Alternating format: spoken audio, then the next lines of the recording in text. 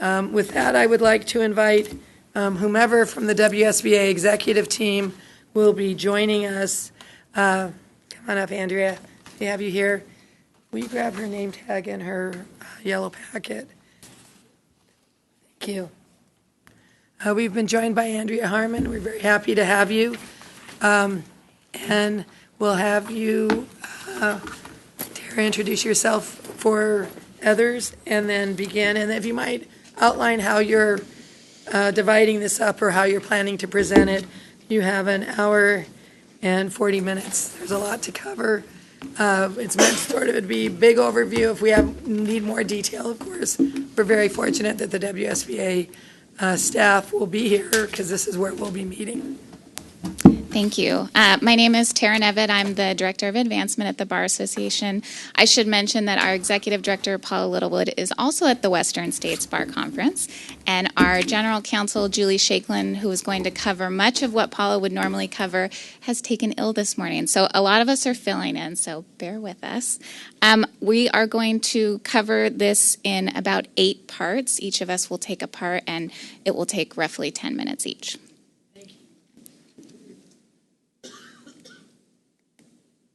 Welcome. Okay, so this first slide is a map that shows the prevalence of the 2 primary models of bar associations.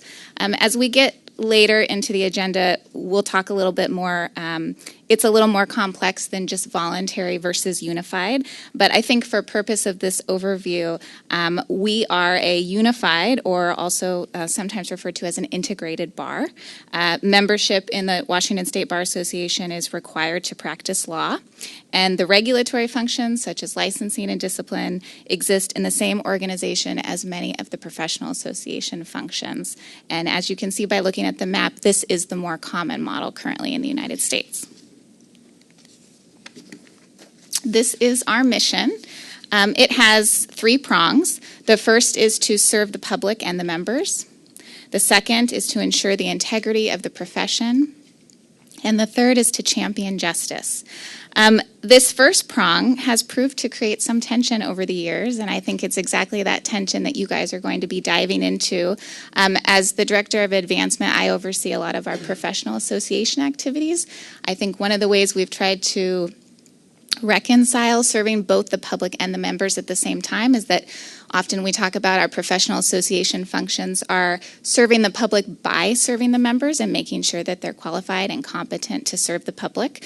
But again, I think that's exactly what you guys are going to be exploring in terms of how well that works and whether it can continue to exist in light of recent Supreme Court case law. Tara, I'm going to interrupt for 1 second just to say that these PowerPoints will be available. And in the future, we will have them sooner, we're figuring out all the logistics. We will have them so that you can take notes on them or whatever you're doing. But as you're listening, do know that all the detail that's on them will be provided to you. Excuse me. No problem. So the Bar Association mission is quite broad. And as we carry out that broad mission, we focus on these 5 guiding principles. They are access to the justice system, diversity, equality, and cultural understanding throughout our legal community, the public's understanding of the rule of law and also its confidence in our legal system, a fair and impartial judiciary, and the ethics, civility, professionalism, and competency of the bar. In addition to that, we have mission focus areas. These can change over time. Currently, we are focused on ensuring competent and qualified legal professionals. A lot of times we talk about regulating from the cradle to the grave. It's kind of a weird way to describe it, but we're focused on regulating the profession and also providing assistance. Again, that's sort of the dual mission of serving the public through serving the members. And in addition, we're focused on promoting the role of legal professionals in society.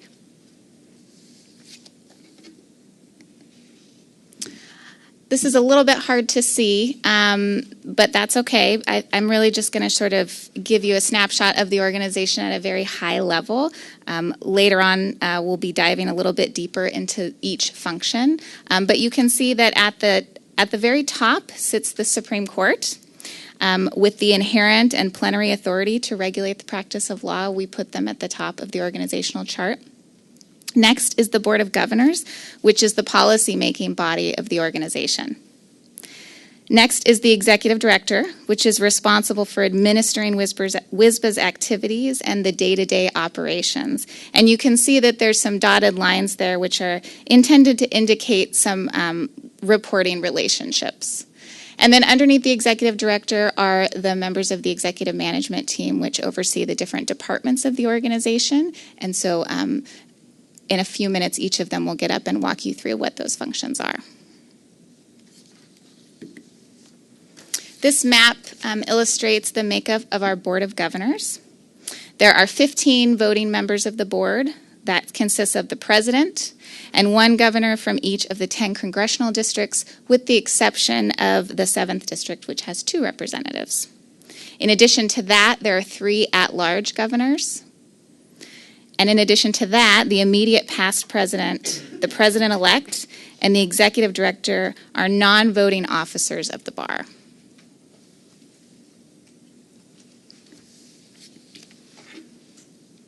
This is sort of WSBA by the numbers. We have over 40,000 active members. That includes lawyers, limited license legal technicians, and limited practice officers.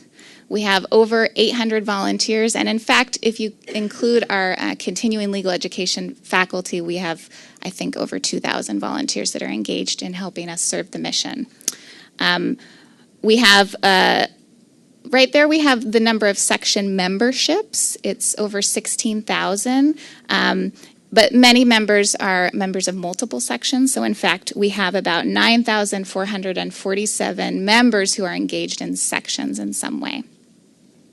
And then in terms of the makeup of new and young lawyers, this is defined by WSBA bylaws as someone who is under the age of 36 or in their first 5 years of the practice of law, and there are over 6,000 members that fit that category. And this is another way of looking at the functions of the State Bar Association. This one is organized by entity. So you can see on the left, we have many of the entities that are engaged in our regulatory functions. So we have the court-created boards, like the Access to Justice Board, which was mentioned earlier, and the Disciplinary Board. We also have court-created boards, and we also have other entities that are engaged in discipline-related activities, such as the hearing officers and the disciplinary selection panel. And on the right side, we have the Board of Governors and the other entities that are helping fulfill our mission, including Board of Governor committees and then other WSBA committees. And with that, I'm going to turn it over to Jean.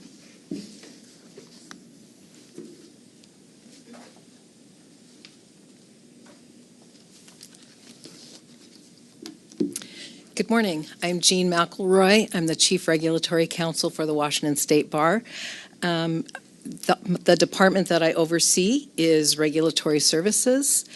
At the risk of causing PTSD symptoms in people, I am showing a picture up here on the screen of the location where we currently administer the lawyer bar exam. It is administered at the Tacoma Convention Center, so I'm far enough removed from that that it doesn't stir any anxiety in me. But RSD, Regulatory Services Department, we call it RSD. It's a lot easier.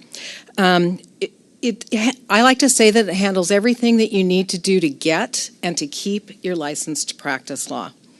We are in daily phone and email contact with members and licensees, and with people who want to be members and licensees. We handle tens of thousands of contacts every single year.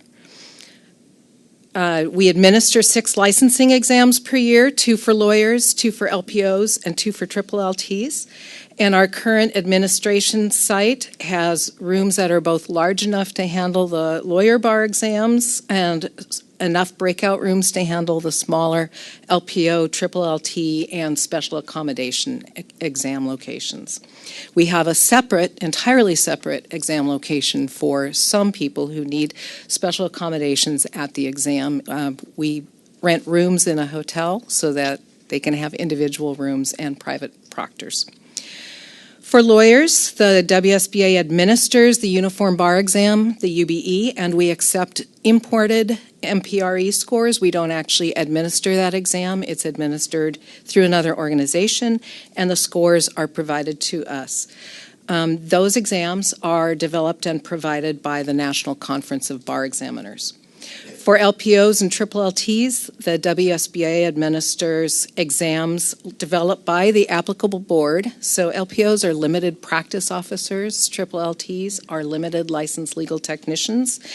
Their respective boards are the Limited Practice Board and the Limited Licensed Legal Technician Board. Those boards are both Supreme Court boards. They are not. They are managed and administered by WSBA, but they are developed and appointed by the Supreme Court and Supreme Court rule.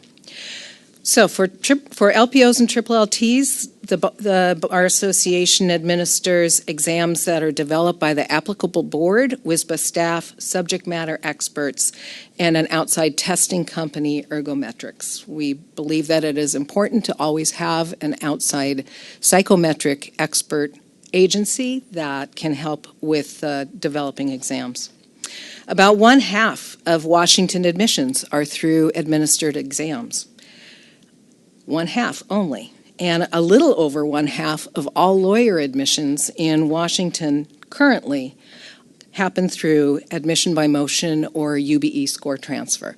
So one of the reasons that Washington moved to the Uniform Bar Exam is that applicants can take the exam in any state, and if their score is sufficient to be acceptable in the state they want to practice in, they can take that score and go to that state. I think the applicants, the law students, and the law schools have found this to be a huge benefit to new lawyers because you might not be able to achieve the passing score in the state where you take it. But if you can take it to another state and get a job, you are miles ahead. We also process applications for the licensing of house counsel, foreign law consultants, and Rule 9 interns. These folks are not members of the WSBA. According to the State Bar Act, the WSBA bylaws, and court rules. And I do want to make a point of that. Membership in the Bar Association, some of the membership classes are identified in the State Bar Act. That includes active, inactive, suspended, and honorary.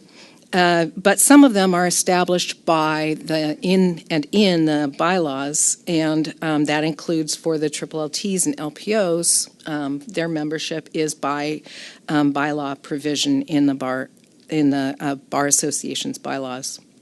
We also process applications for enrollment in the APR 6 Law Clerk program, which is an alternative educational program for people who want to become lawyers. We handle all character and fitness hearings for every type of application with final review and determination on those applications by the Washington Supreme Court. And we use an online admissions program developed by WSBA IT, our IT department, for processing applications. And no one is admitted or licensed to practice law in Washington unless the Washington Supreme Court issues an order for them to be admitted or licensed. It is not the Bar Association, it is the Supreme Court. The next two slides have to do with licensing, the annual licensing renewal, and that is a process that I'm sure we're all familiar with. Even people who are not members of the Bar Association can develop an account within our database in order to purchase materials or attend courses and so on. So this is the one page that is my information, but there's nothing confidential on there. And as you will see, it tells what your status is and so on. As you go further into the licensing process, you see more information, more about the requirements. And you will always be notified through the online licensing, what the status of your licensing process is and whether it's complete or not complete. And so every year, our 40,000 plus members and licensees need to renew their licenses. And this is managed by RSD staff and administered in conjunction with the administration staff and the IT staff at the Bar Association. The online renewal program is what I've been showing you, and that's used by a little over half of our members. And every year, 1/3 of active members also need to certify and report their mandatory continuing legal education credits, which have to be earned in accordance with court rule. There is a board, the MCLE board, that works to develop the rules and regulations and helps administer this. That, again, is a Supreme Court board appointed by the Supreme Court and established under court rule.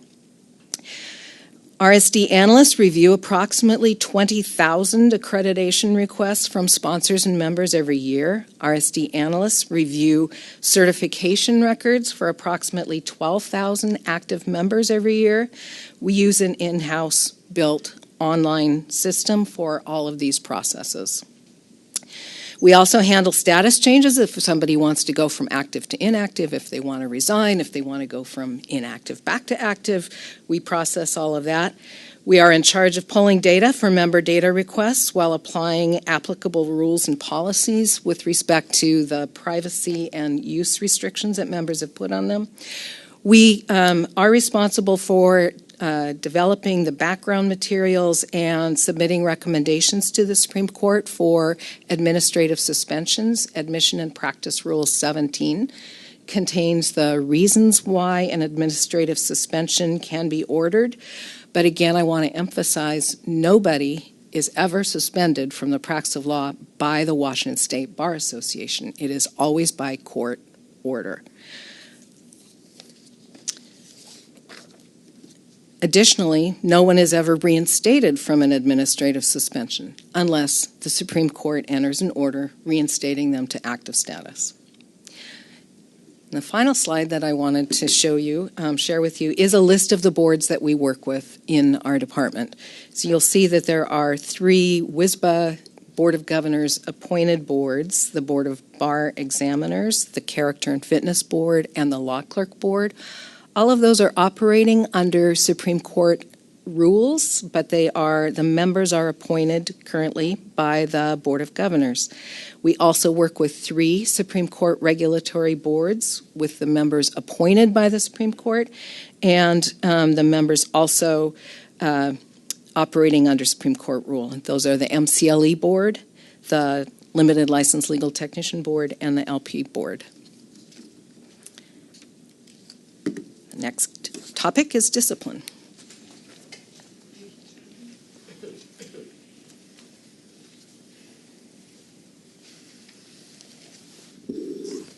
Good morning. My name is Douglas Ende. I'm the Chief Disciplinary Counsel at the Washington State Bar Association, also known as the Director of the Office of Disciplinary Counsel.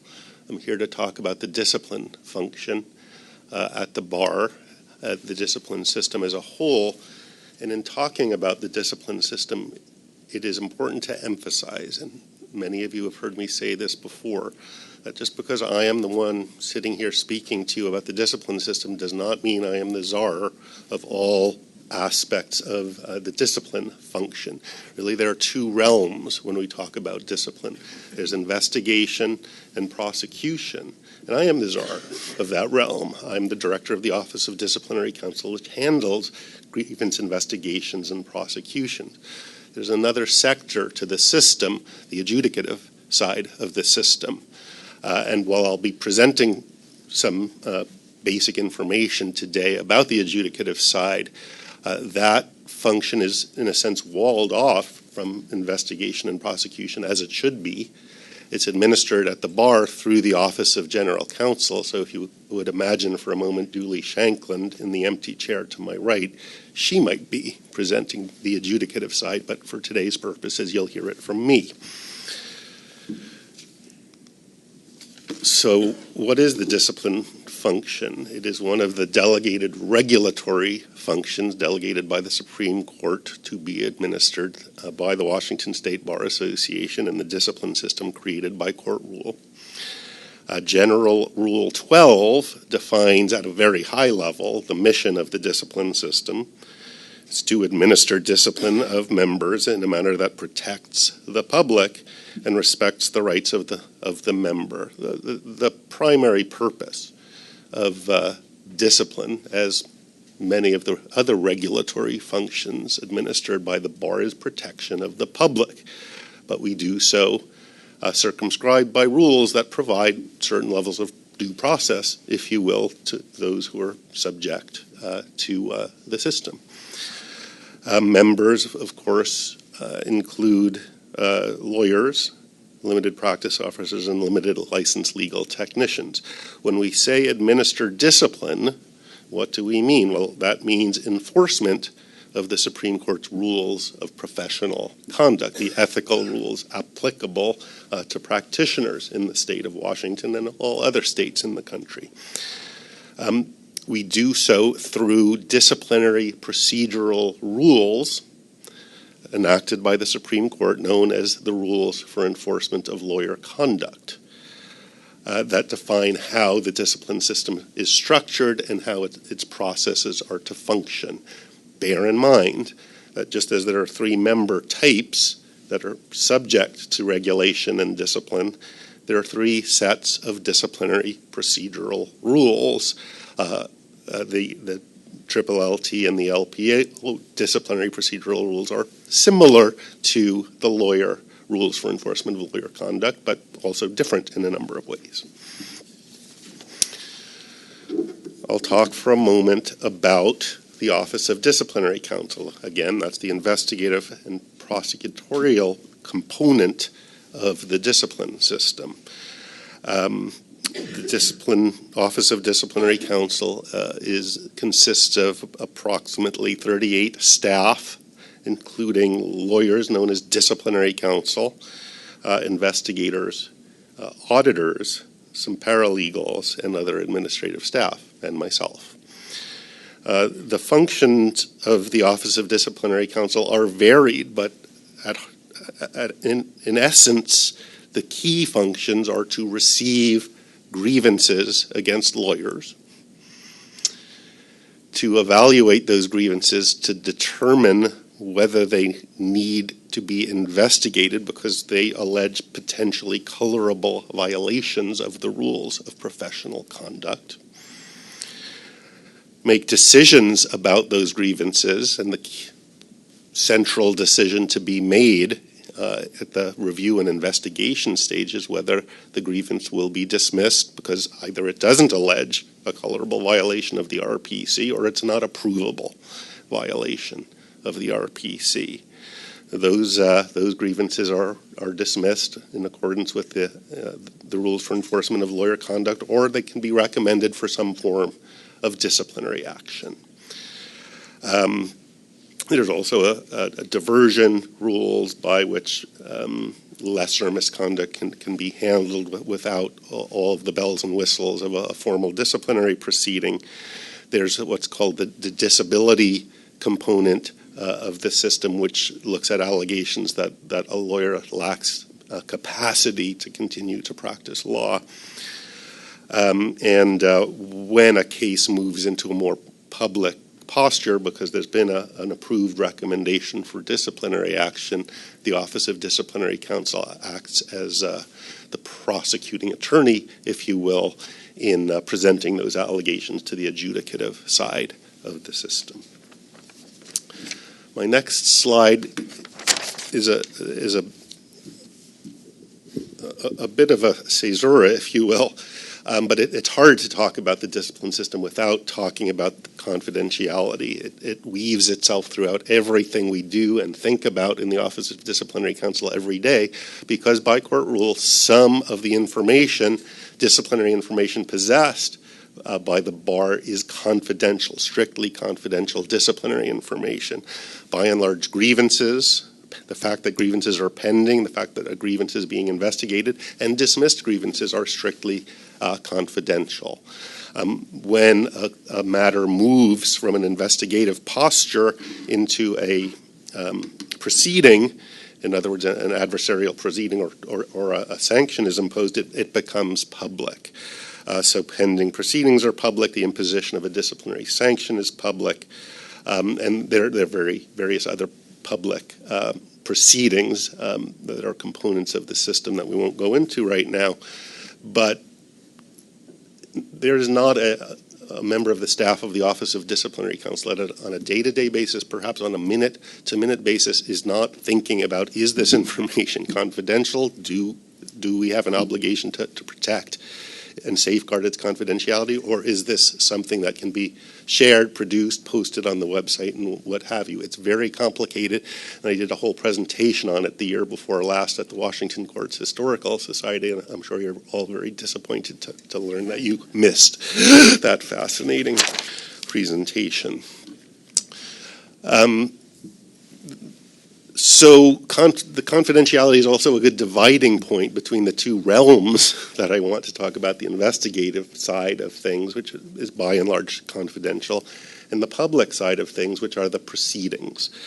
If the Office of Disciplinary Counsel, after an investigation, recommends that a matter be ordered to a public hearing, it goes to what's called a review committee of the disciplinary board. And now we're looking at that adjudicative side of the system that is mostly composed of volunteer members appointed by the Supreme Court to fill these adjudicative roles and do these adjudicative processes. So review committees are committees of the disciplinary board. And one of the review committee functions is to review recommendations of the Office of Disciplinary Counsel that there is sufficient evidence to justify a public proceeding. And those review committees can issue orders to file a formal complaint, in effect, or may decide that there is not enough evidence here to proceed, may send it back for further investigation, may choose to dismiss a case. Review committees, incidentally, also perform another gigantic function in the discipline system. I mentioned one of the decision points in discipline is after a review or investigation, a grievance may be dismissed by the Office of Disciplinary Counsel. The disciplinary procedural rules provide that a grievant can request review of the Office of Disciplinary Counsel's dismissal decisions, and that review is conducted by these review committees, and that's a very large part of the docket of those volunteers is reviewing dismissals.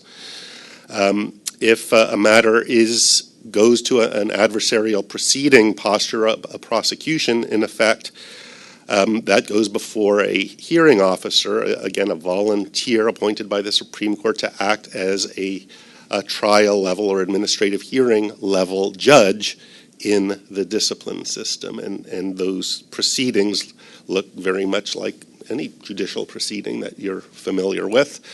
There are motions. It may eventually get to the hearing posture. Evidence is presented, witnesses, documents, and a hearing officer ultimately will make a decision on that case recommending either dismissal or finding violations of the RPC and recommending a disciplinary sanction.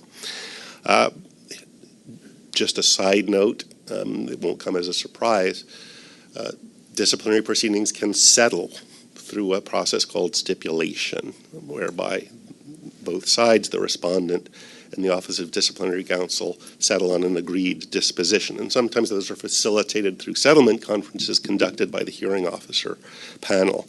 There's also a chief hearing officer who presides over the hearing officer list of volunteers. The chief hearing officer actually is a contractor with the Bar Association and receives contractual payments, a stipend, if you will, to do that work.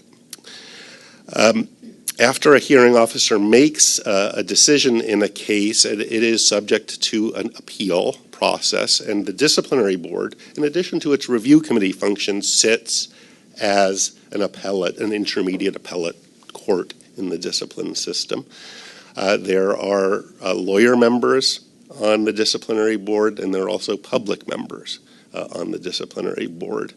And in addition to reviewing stipulations, sitting in review committees, they hear oral arguments in contested appellate proceedings in disciplinary cases that come up from the hearing officer recommendations. The disciplinary board will issue decisions that themselves are, in some cases, appealable to the Supreme Court. Only suspension and disbarment recommendations are appealable, and that's a right of appeal. That's not a petition for review. If a lawyer is subject to a disbarment or suspension recommendation, they can get a hearing before the Supreme Court in that case. That's a very rare thing. Other than death penalty in judicial and lawyer discipline cases, I don't know of any other right of appeal to the Supreme Court. Other cases, reprimands, dismissals, and so forth, can be brought for review before the court by petition for review. The court hears anywhere from 3 to 6, no more than 8 discipline cases in a year on appeal or review. But those cases are looked to as policy setting for purposes of decision-making under the rules of professional conduct and the disciplinary procedural rules. Note, just echo something Jean said not long ago, only the Supreme Court can enter orders affecting a lawyer's license. So the Bar Association cannot suspend or disbar anyone. These are all, and the adjudicative actors in the system only make recommendations for those dispositions. All of those orders, be it by stipulation or by recommendation after a hearing, go to the court, whether it's by appeal or simply for entry of an order of suspension or disbarment. And similarly, reinstatements can only be by act of the Supreme Court. Very briefly to close, and some of you have seen this before, I mentioned at the outset that there is not one discipline system, and there's not one set of disciplinary procedural rules. There are 3 sets of disciplinary procedural rules at the moment, one for each license type in Washington: lawyers, triple LTs, and LPOs.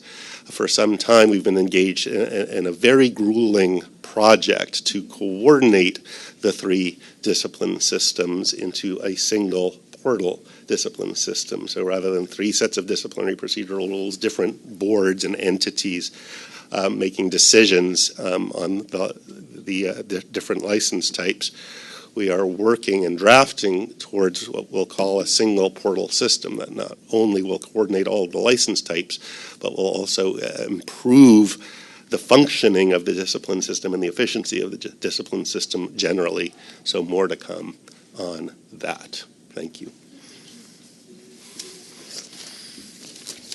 Thank you, Doug, very much. Jean is returning to the table. Due to Julie Shanklin's absence, I have agreed to cover her materials. I did actually serve as the general counsel for the Washington State Bar Association for 5 years, general counsel and director of the department, or the office of general counsel, just like that was in addition to my regulatory services department and director of regulatory services function. So I am familiar with this, and I'm happy to talk about it. It is a great department, great staff, and with a great general counsel currently. And this is what the general counsel's office does. First of all, they give advice and representation as required of a general counsel. And as required of a general counsel, the client is the organization. It's not the executive director. It's not the staff. It's not the BOG. It's not the volunteers. It's not the sections. However, advice can be given to all of those different parts of the organization if it relates to the functions that they're performing for the organization, the work that they're doing. And so it is a very broad-reaching function. It does require fairly broad knowledge of the entire organization, and it requires the ability to try to balance between differing demands from different people or entities seeking your advice. In addition, the Office of General Counsel, as Doug talked about, handles the adjudicative side of the disciplinary process, and he's talked about that, so I think I'll just go quickly over that. Basically, the hearing officers and the chief hearing officer are directed by the Office of General Counsel. The Office of General Counsel works with the disciplinary board, which does appeals, and also works to send records to the Supreme Court regarding discipline cases. They work with the conflict review officers, and a lot of people don't realize this, but the Washington State Bar does provide assigned counsel for respondents in disability proceedings, because in order to be in a disability proceeding, there has to at least be an allegation that you are not capable of practicing law. And so it seemed that that was an appropriate function for the bar to enter into. There are 2 Supreme Court boards that the Office of General Counsel works with, and again, using the definition of appointed by the Supreme Court and operated under Supreme Court rules. Those are the Disciplinary Board and the Practice of Law Board. Since you've already heard about the Disciplinary Board, I'll talk a little bit about the Practice of Law Board.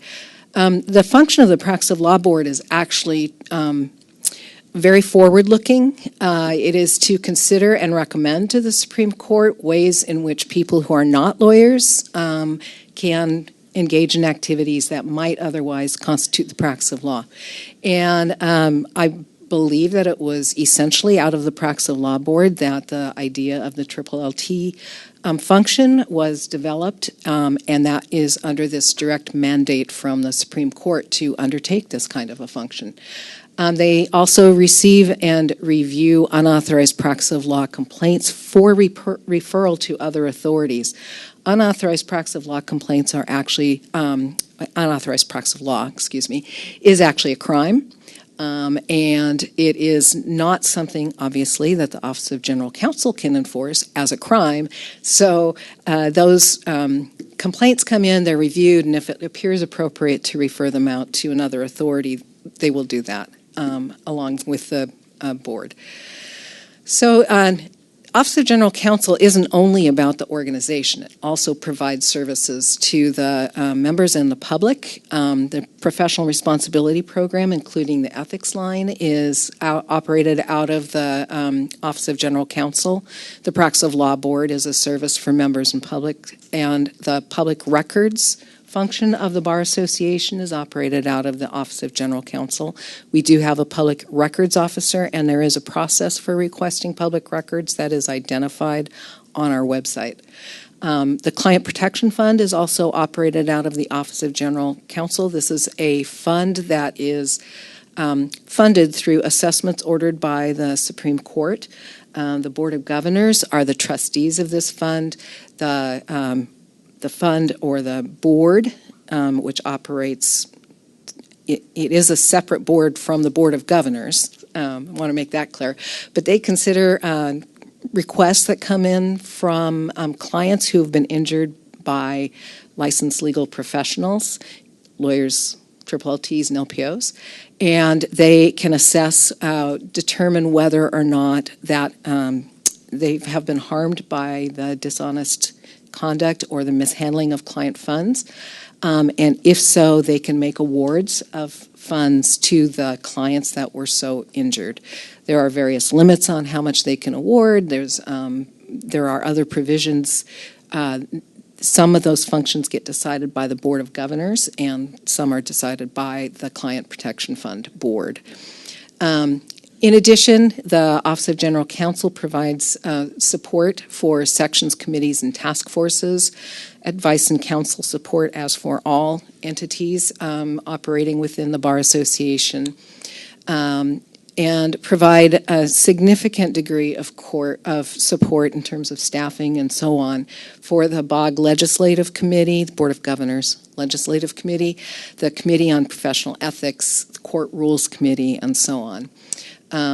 The Office of General Counsel also works with entities within the bar to try to ensure compliance with both the WSBA bylaws and court rules and other general law, and they assist all of the available entities with drafting, including at various times bylaws, rules, regulations, and GR9 statements for submission of suggested amendments or court rules to the Supreme Court.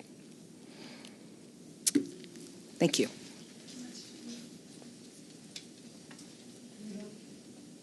Thank you, Jean, and we hope Julie feels better. Tara is returning to the table. Okay, so I'm here to talk about the Advancement Department. The Advancement Department is responsible for many of the WSBA programs that further the bar's mission to serve the public and its members and to champion justice.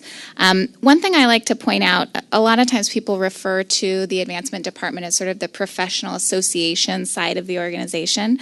But I think we are distinguishable from a strictly voluntary association in the sense that we try to make programming decisions through the lens of the entirety of the Bar Association's mission. So, for example, if you look at our practice management assistance program, we maintain, like many voluntary associations, some discount programs, but we don't typically include things like travel discounts or clothing discounts. We're really focused on those discounts that we think will help members to better serve the public. We consider it our mission to advance the profession through education, community, and service. And those three elements run through almost everything that we do. And all of it is striving for a more accessible and equitable justice system. So I'll just walk through the areas.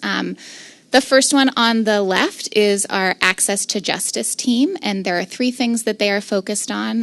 The first is the Bar Association's public service portfolio, in which we're trying to promote a culture of service in the profession. We do that through providing free training. We have a moderate means program, which connects moderate income individuals and families to legal professionals that are willing to help them on a sliding scale, and also through programs like Call to Duty, which is a partnership that we do with volunteer lawyer programs across the state to provide legal services to veterans.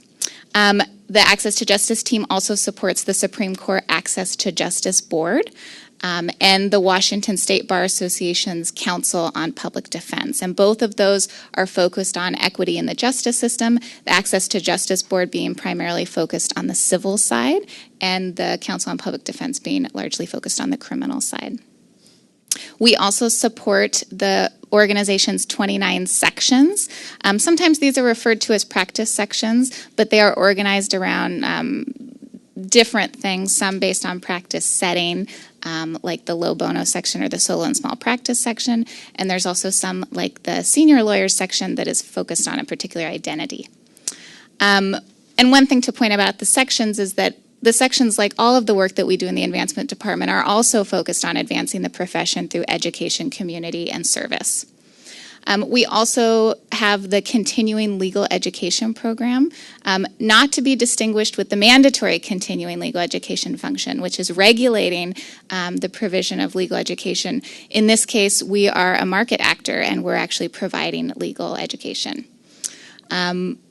Next, our member services and engagement team. That's where our practice management assistance program is located, a lot of our new member programs, and our mentorship programs. Following that is diversity and inclusion. At the Bar Association, we've divided diversity and inclusion into two parts. There's an external portfolio, which is what I'm talking about here, and that's focused on advancing equity in the legal profession. And then we have an internal portfolio that Francis will talk about. And in our diversity and inclusion portfolio, we're largely focused on research. As the State Bar Association, we have access to data that other actors in the state don't have. And so we try to analyze and share that data to identify trends. And then we also focus highly on education. And the last is we support the Washington State Bar Foundation, which is actually a separate 501c3 entity. And it is primarily raising money for WSBA's Public Service and Diversity Program. In addition to that, it provides fiscal sponsorship for the Access to Justice Board. Currently, we're engaged in raising money for the Access to Justice Conference, and also is a fiscal sponsor for the sections. I wanted to talk just briefly about funding because we do try to offset the costs of many of these programs from the license fee. So that's part of the role that the Washington State Bar Foundation plays. In addition to that, the continuing legal education programming is completely independent from the license fee. So it has a separate cost center and it needs to remain revenue neutral. Okay, thank you. Thank you, Tara. Here comes Sarah.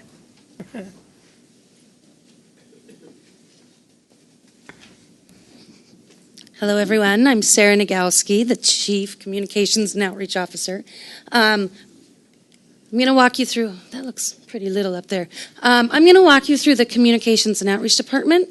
I think that we are a bit broader than sometimes think of, typically a communications department. And again, what we are really here to do is be a service department. So we support, amplify, strive for transparency, and really look for two-way engagement and feedback, both with our members and the public that we serve. And so if you can read up there, kind of four main buckets. So we have communication strategies, and that's a lot of what you would think a typical communication department would do. So that is the website, the listserv, the emails, the press releases, and just a lot of kind of the strategy and focus on transparency and what it looks like to be getting those messages to and from members. Bar and broadcast services you are taking advantage of at the moment as we speak. When you look at our 6th floor, these are the folks that I think, by and large, if you ask 40,000 members how they interact with the bar, they would probably say it's through a lot of what happens right here. So we have the call center. Hopefully, many of you have interacted and had good experiences. They are just a wealth of experience and resource when people call saying, help, I need a bar, I need whatever it is. And the broadcast services, as we are experiencing right now, they support meetings like we're having at this moment, but also just a lot of the work that is done here, section work, CLE work, and just committees and boards. We've tried a lot as part of our mission, again, to make this accessible to people throughout the state. And so I think a lot of our webcasting and online services are there to do that. So this is the 6th floor in general. Our publications and design shop also, through a lot of our research, show that the bar is really kind of identified a lot through the Northwest Lawyer magazine, which goes out to all members every month. Again, hoping to educate and provide a forum for statewide practitioners to learn and hear from each other, but also hear what's happening at the bar. We have the desk books in this portfolio, which is really the unique resource of Washington experts and practitioners sharing their expertise and kind of bringing up the next fold to say what is really important in practice areas of law. So we produce that and continuously update and look at those. We have a new series coming out, Construction Law. That's just a quick plug, but we're excited. And then outreach and engagement, and I think this is really, really important because we are actually boots on the ground, really thinking about going out and being where our members are and hearing and trying to see what is happening in their practice area and what we can learn from them, and also to talk about what we're doing. Outreach and engagement also includes a lot of the awards functions, and what I think of that is we oftentimes hear when lawyers do things they're not supposed to be doing, but we also want to elevate and show and inspire members with what it really looks like to be doing a phenomenal job towards our mission. So that's Apex Awards, that's Local Hero Awards, and Professionalism and Practice Awards. Outreach and engagement also includes our legislative affairs team, which is focused on the practice of law and access to justice, as we all know under GR 12. Really, the bulk of what that team does is connect sections with bills and opportunities that may be of interest in their practice area, and hoping to give them a voice and make sure they're following some of the unique constraints we have as the organization that we are. We also have bills that we support, bar support bills. We have one this session where entities come to us beforehand and say, I really think this is something uniquely situated with access to justice or the practice of law, and that we'd like you to put your efforts behind making sure that this goes forward and gets passed in the legislature. So again, that's happening this year. And we also work closely with the board legislative committee and the entire board. As we all know, there are certainly bills or a bill of interest this legislative session. So to make sure that, again, we're getting information effectively to and from Olympia and making sure that our voice as decided as a board is heard down in the Capitol. So again, it's a bigger encompassing department than some people generally think, but we support the mission, we amplify, we strive for transparency. And with that, I'll hand it over to Frances. Thank you, Sarah. And here comes Frances.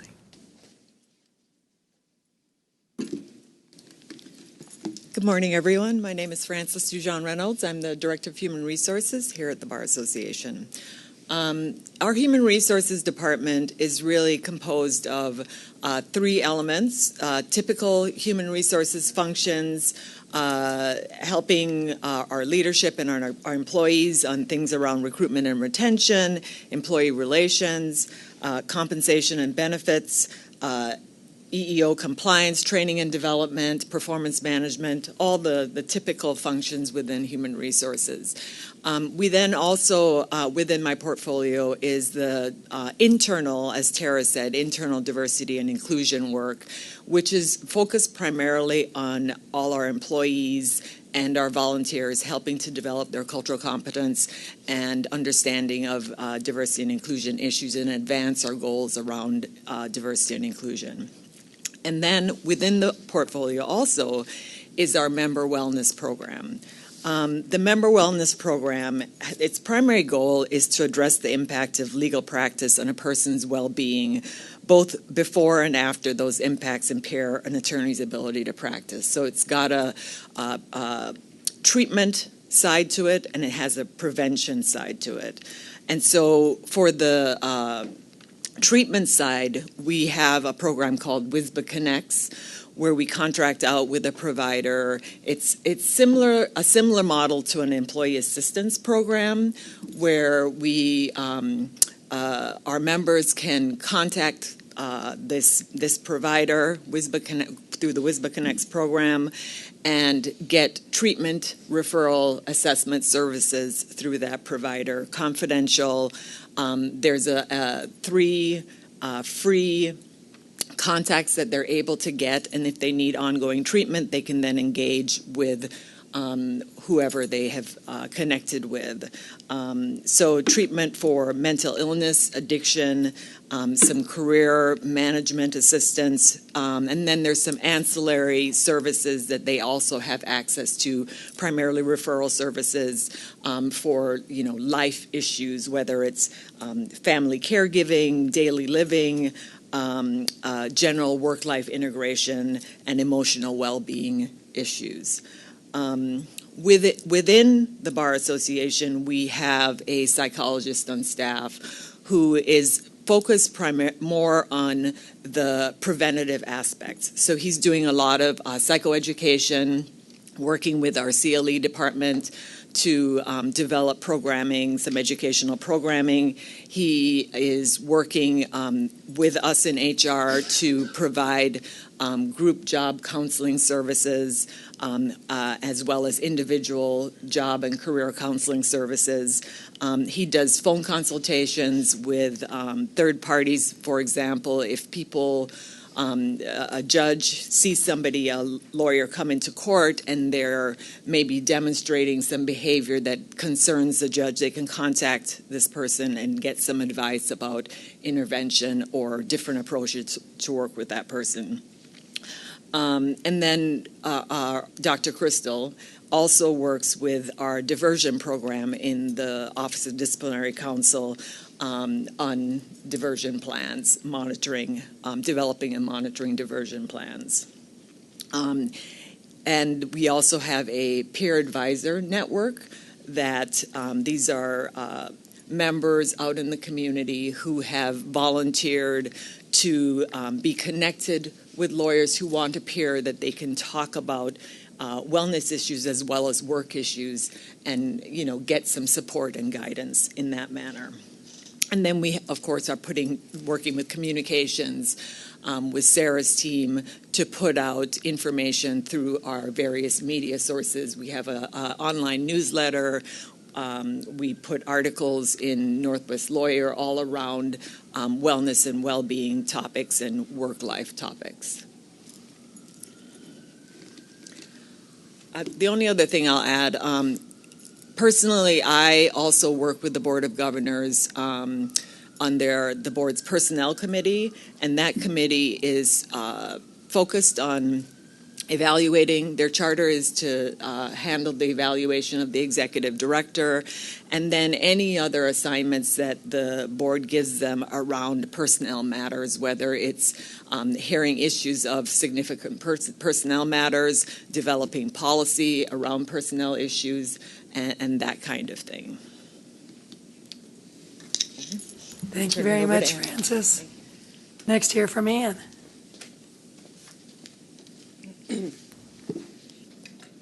Good morning, everyone. I'm Ann Holmes. I'm the Chief Operations Officer at the State Bar Association. I'm used to closing up the presentation, so I know how to be fast. Your group has done very well at keeping at least an average of 10 minutes, so this group might get a bathroom break depending on how you do. Not to put any pressure on you, of course. You get at least 10 minutes, Ann. Okay. My departments are, I would say, the nuts and bolts support services, and we work with all aspects of the organization. The areas in particular that are in my portfolio are finance, technology, facilities, disaster recovery. We also do insurance procurement and work with general counsel on claims adjustment. Wanted to skip through or go through three of these very quickly and then focus a little bit more on finance. I think that'll be most relevant to you, and we'll dig in, I suspect, more deeply as the work group meets in the due course. In terms of technology, I would say that in addition to doing the normal help desk and all, I would say that the vast majority of our development and requirements work supports the regulatory functions.